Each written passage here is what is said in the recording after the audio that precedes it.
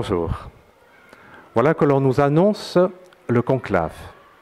Après le départ de Benoît XVI, le gouvernement de l'Église revient maintenant au collège des cardinaux. Ils se réunissent maintenant en conclave pour élire celui qui sera le nouveau successeur de Saint-Pierre, c'est-à-dire le pape. Et le conclave commence toujours par une messe au Saint-Esprit. Les cardinaux demandent l'assistance du Saint-Esprit pour élire précisément celui qui pourra guider l'Église dans les prochaines années. Et nous pouvons naturellement nous associer à cette prière des cardinaux et demander les lumières de l'Esprit Saint. Mais nous pouvons aussi continuer de rendre grâce pour le pontificat de Benoît XVI.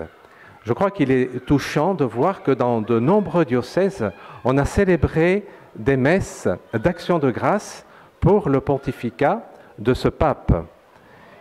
Et c'est une marque d'affection envers lui pour un homme qui s'est vraiment donné à sa tâche. Je crois qu'il a vraiment fait, et très bien fait, ce que l'on demande à un pape.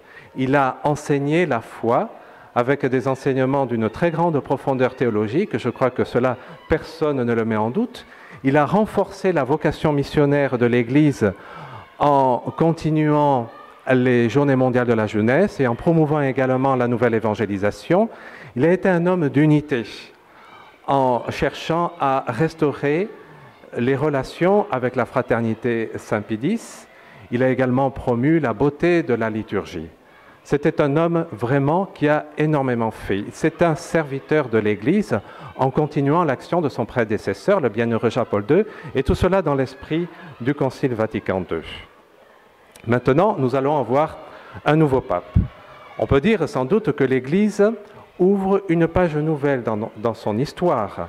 Le pape est un homme avec une certaine personnalité, et cette personnalité va influer sur sa manière de gouverner l'Église. Mais nous ne devons pas oublier que sa charge du ministère pétrinien le dépasse de beaucoup.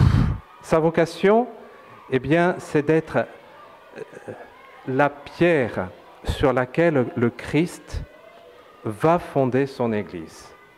Et cela, il le fera avec l'aide du Saint-Esprit. Il parlera avec l'aide du Saint-Esprit. Comme le dit le Christ, ce que la chair et le sang ne lui donnent pas de dire, c'est notre Père du ciel qui va le lui faire dire. Il est donc le roc, celui qui va succéder à Saint-Pierre, qui savait gouverner la barque, y compris au milieu de la tempête, et cela avec l'aide du Christ, sous la gouvernance réelle, je dirais, du Christ. Il sera le pêcheur d'hommes que le Christ a demandé de venir sur les rives de Tibériade. Et il sera surtout pour nous le Saint-Père. Nous avons besoin d'un Père qui nous manifeste, qui nous révèle l'amour de Dieu pour chacun d'entre nous.